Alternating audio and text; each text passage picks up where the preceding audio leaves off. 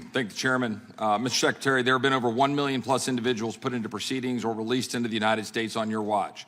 I've asked multiple Border Patrol personnel, not the union, mind you, if we double, triple, quadruple the CBP budget, would that 1 million release go down? And they categorically said no, it would go up. Do you agree, yes or no?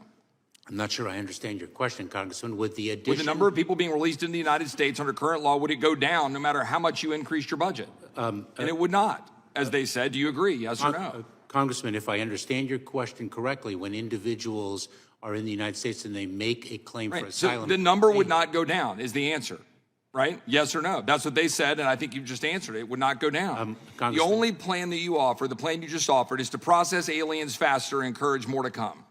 We know that to be true. I know it's true. You know it's true. Cartels know it's true, and people around the world know it's true, and that's why people are coming. That is false. It's not false. Yes, it is. The entirety of your plan says that. The Secure Fence Act of 2006 says what? That the Secretary of Homeland Security shall take all actions the Secretary determines necessary to achieve and maintain operational control over the entire international land and maritime borders. Will you testify under oath right now? Do we have operational control, yes or no? Yes, we do. And we have operational control of the borders. Yes, we do. And Congressman, we are working to... Listen what operational control defined. In this section, the term operational control means the prevention of all unlawful entries into the United States, including entries by terrorists, other unlawful aliens, instruments of terrorism, narcotics, and other contraband. Do you stand behind your testimony that we have operational control in light of this definition? We do, and Congressman, I think the Secretary of Homeland Security would have said the same thing in 2020 and in 2019.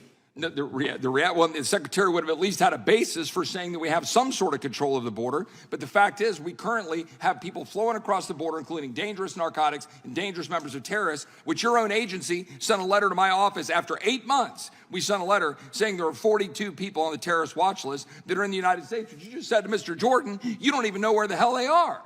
And that's what you're saying is operational control, including entries by terrorists and unlawful aliens? It's not. It's not operational control. Mr. Secretary, let me ask you a question. When we're looking ahead and we're talking about asylum, okay? Here, if the officer determines at the time of the interview that an alien has a credible fear of persecution, the alien shall be detained for further consideration. Mandatory detention. Any alien subject to the procedures under this clause shall be detained, pending a final determination of credible fear of persecution. Is everyone being detained? Yes or no? No, and as a matter of fact, Congressman, that is an issue that is before the United States Supreme Court. And the fact of the matter is our law says they should be detained, and your agency is releasing people on purpose in order to flood the zone and make sure that more people can come to the United States. And you use parole to do it. Parole of aliens within the following groups have been detained, come down here on a case-by-case basis for urgent humanitarian reasons or significant public benefit.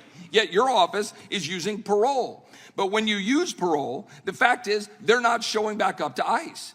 Your own letter to Senator Johnson, to this committee, have acknowledged they're not showing back up to ICE. How can you be saying that you have operational control or that we're securing the United States when they're not showing back up? Congressman, are you actually interested in the facts and the law? Yeah, I'm reading you the law, and I'm actually talking to you about the facts about who's into this country. Actually, you're now let's actually go to something that's Chairman, can the witness be allowed to answer the question?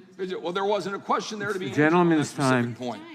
Now let's talk about the damage being done to the United States of America. Mr. Secretary, do you know what this is? This is a mobile morgue, a body trailer, needed by counties in South Texas overwhelmed by dead migrants. That particular trailer is filled with these bodies, 27 bodies that were stored in this mobile morgue in South Texas with dead bodies of migrants. Dead bodies like this one found on a ranch just 3 weeks ago in South Texas, a dead migrant. Somehow that's compassion. How about the dead bodies found by migrants? Compassion. How about the ranchers who had to walk out of their door, and this is what they faced, gentlemen with rocks threatening a rancher in South Texas, only able to be saved when they are able to bring their dogs out to scare the people away in order to save themselves. Or the fact that you've got houses being attacked, you've got livestock dead on the side because we've got ranches wide open. How about the little girl here with a brand on her arm? A little girl with a brand on her arm because of your policies.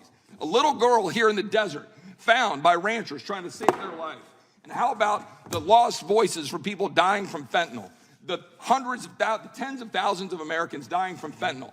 Faces of Americans faces of Americans across this country dying because of fentanyl pouring into our country. Time of the gentleman has expired. You know full well. Time of the gentleman has cartels, expired, Ms. encouraging people to come here, harming Texas and harming this country. You know it. And you're ignoring the time actual of truth. the gentleman has expired. He no longer has time to slander the secretary.